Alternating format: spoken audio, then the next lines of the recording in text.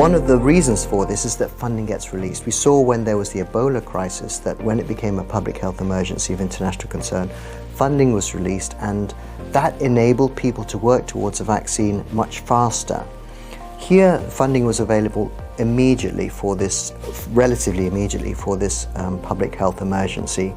And it meant that people could do things that are not normally possible, such as to stack different parts of trials on top of each other so they could run things concurrently, which they'd normally do in sequence, but instead they're able to do all of the things at the steps at the same time. As well as work on some vaccines that may likely fail, but they had the seed funding available in order to start work on them. In addition to that, you were able to start to manufacture vaccines right at the beginning of the process that you thought were likely, even though the trials hadn't yet been completed. So a lot of different steps led to the speed. Another factor is many of the agencies that are reviewing the information about the studies, the